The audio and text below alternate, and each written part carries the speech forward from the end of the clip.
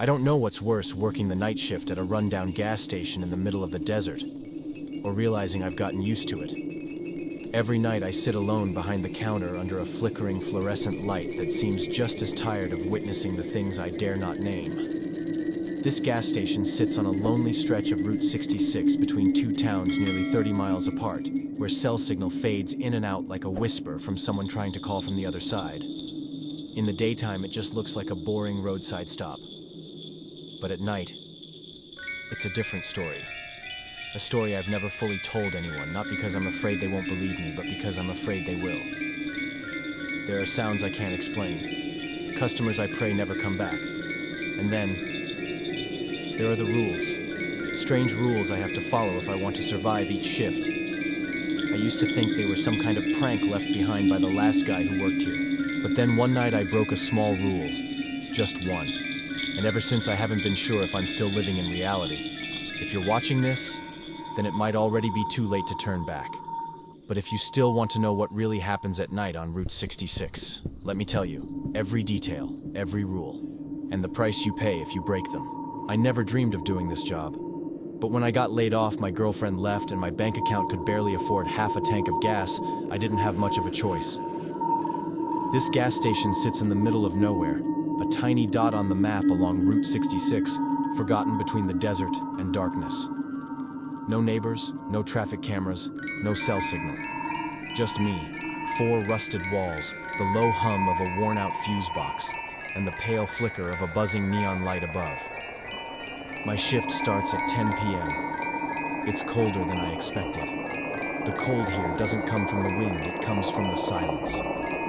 A thick kind of silence, like the air itself, is pressing against your chest, forcing you to hear things you can usually ignore in the daylight. Customers are rare, mostly tired truckers, the occasional lost road trippers, and sometimes people who don't speak a word. They just stand there staring at the shelves for far too long and then leave without buying anything. I usually sit behind the counter staring at the wall clock that's always a few minutes slow, but no one bothers to fix it. Some nights I think I've dozed off, but the security footage shows me just sitting there, not moving, for 3 straight hours. The first time I saw it was on my 3rd night, a figure standing by pump number 4. The floodlight outside was dead, so I could only make out a vague shape through the foggy glass. I pressed the intercom and asked, "Hey, there need any help?" No response. The person simply turned their head, but I couldn't see a face. I went outside, freezing hands, trembling. Pump 4 was empty. No one was there.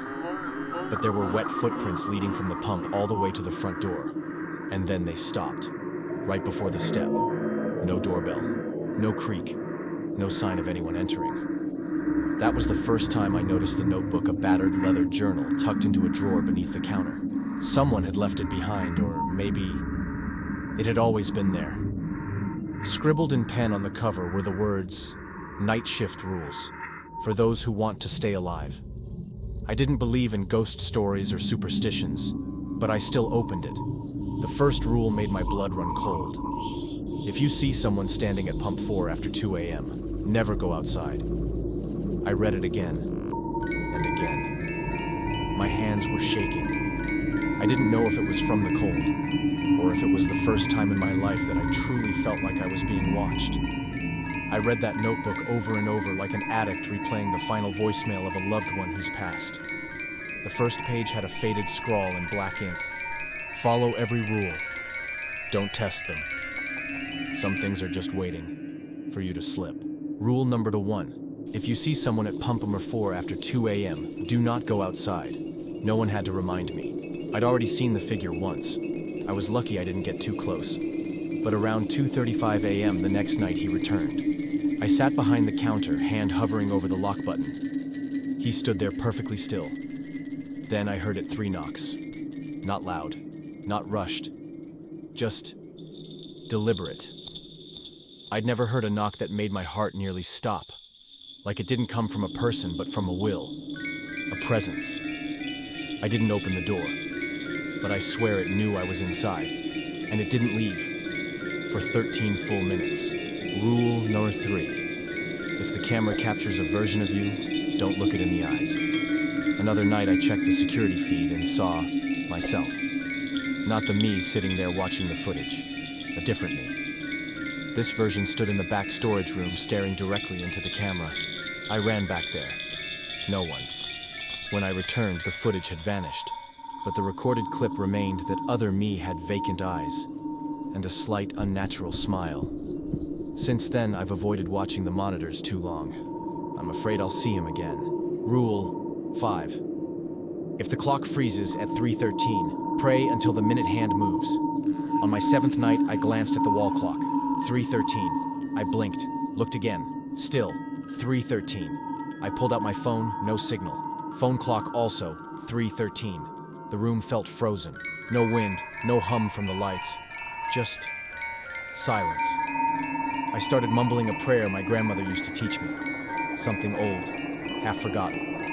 It took nearly 5 minutes and then click. The minute hand twitched. Everything came back to life. But I know something had been standing near me the entire time. Rule number 7. If you hear footsteps but see no one, walk backwards until the sound fades. One night I was wiping down shelves when I heard footsteps, slow, wet dragging. I turned. Nothing. But the sound kept coming closer. I remembered the rule. I began stepping backward, slowly, step by step all the way to the back door.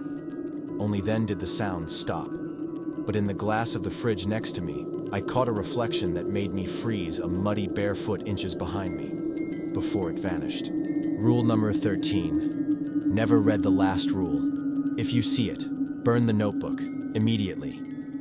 I wasn't supposed to read to the end, but curiosity is human nature, and I'm no exception. The last page had only one line. If you've read this far, it already knows your name. I didn't burn the notebook. I kept it. But ever since that night, every time someone walks into the station, I swear I hear them whispering my name, even if I never told them. That was the night I realized this isn't just a gas station. Not entirely. It's a gateway. And somehow, I've become the gatekeeper. But I haven't left. Because I know, if I leave, it will follow me. I'd been working there for almost 2 weeks. I had every rule memorized, could recite them in my sleep. But like any human being, I grew tired, curious, reckless. I began testing the boundaries, pushing against the do not warnings that whispered to me each night like sirens in the dark.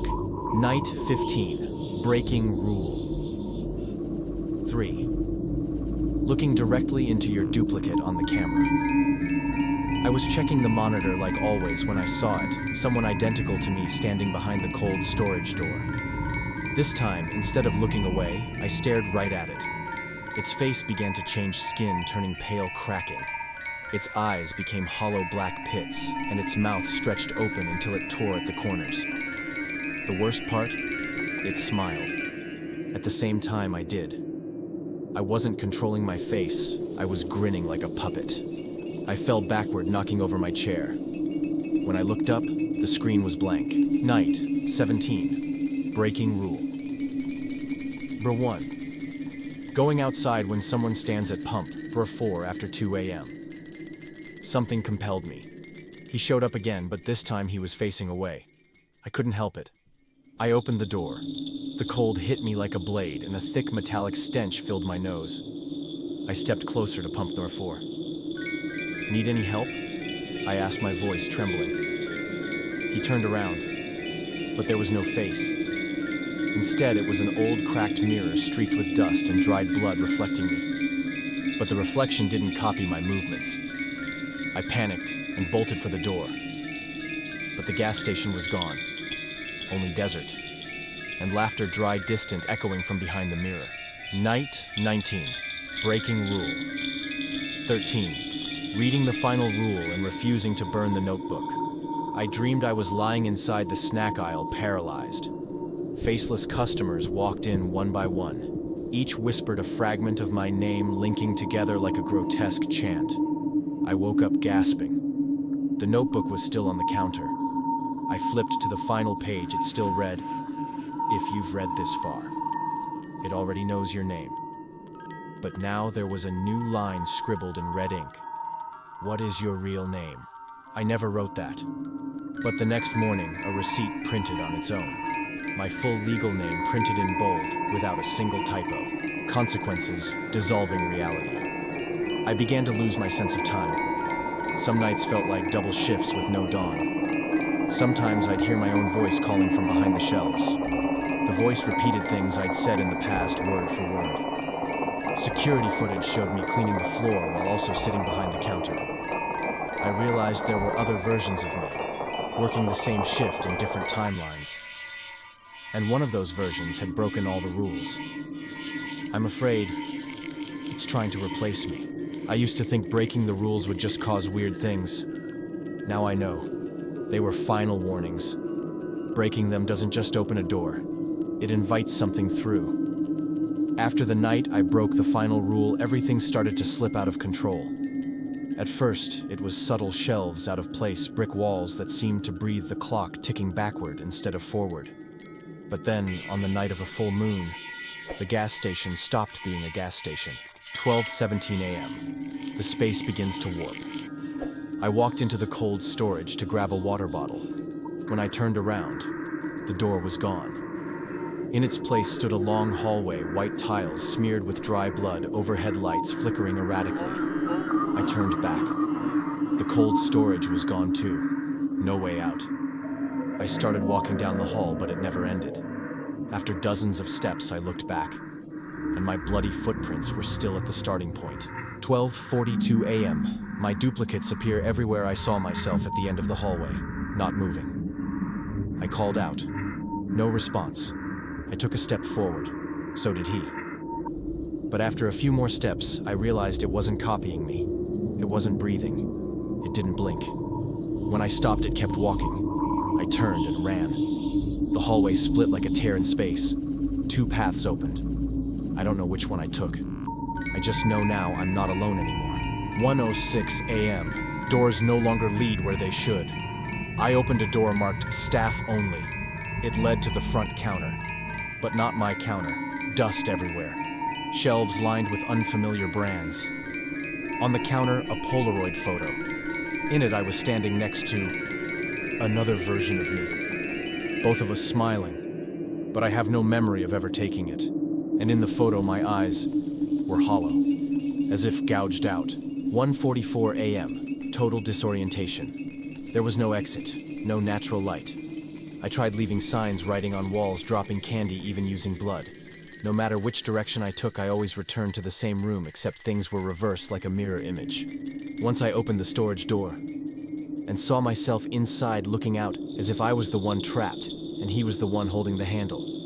I'm no longer sure I'm the original me. 2:09 a.m. The intercom speaks. The station intercom, which never worked, suddenly crackled to life. Night shift ends at 6 a.m. To exit, please leave your name behind. The voice sounded like mine, but empty. Soulless. I screamed, I don't want to play anymore. But all I heard in response was my own laugh, echoing from the speakers, like I was mocking myself from another dimension. 2:44 a.m. Time collapses. The wall clock began ticking in reverse. 2:43. 2:42. 2:41. I panicked, tried smashing it, pulling the plug, removing the battery. Nothing worked. Behind the shattered glass, the hour hand had been replaced by a human finger dripping blood with each passing minute. Etched beneath the numbers was a name, property of the gatekeeper. I don't know how long I've been in here. Could have been hours. Could have been forever. Some nights I think I've escaped. But when I open my eyes, I'm still here. Still in the night shift. Only now. No one calls me the night clerk. They call me the keeper. And I'm afraid the door is about to open again. I don't remember the last time I saw the sun. Maybe it was last week. Or maybe I never did.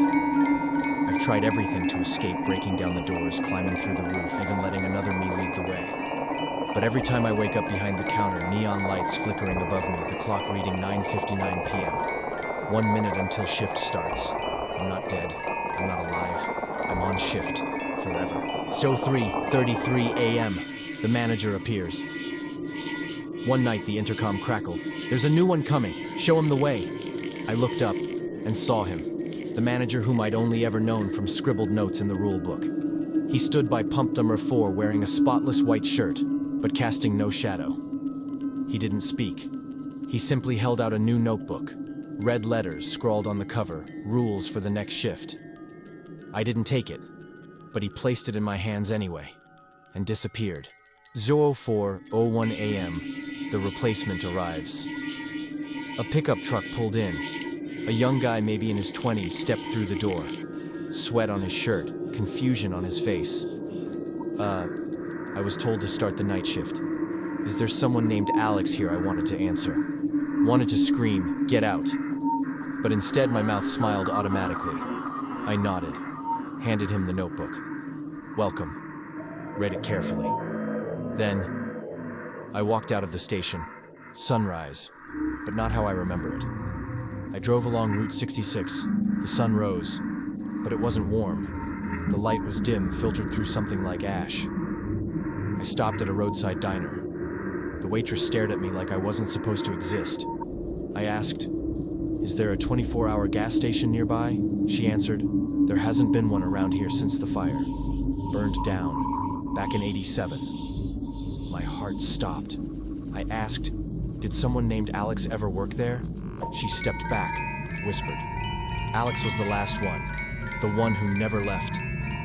I turned to the mirror on the wall. In the reflection, I was still wearing the gas station uniform, and I had no reflection. Final moment. The truth reveals itself. I ran out, jumped in my car, grabbed my phone to check GPS. The screen displayed only one message. "Congratulations. Your shift has been transferred." Beneath it, a countdown, 09:59 p.m. I looked up. I was parked in front of the gas station. Lights on, door open. The young man was inside behind the counter looking out through the glass. And behind me, I was sitting in the driver's seat smiling back at me in the rearview mirror. The final question. So, who am I now? The old shift worker, the new one, or just another rule, waiting to be written into the next notebook? Whoever I am, I'm still working here. And if you've read this far, your shift is about to begin. If you found this story valuable and interesting, please hit the like button. This really helps us bring you more good and valuable content. Leave a comment below and let us know what you think, what questions you have, or what topics you would like us to cover next. We love hearing from you. Of course, hit the subscribe button and turn on notifications so you never miss our next stories. Thank you for taking the time to read my stories.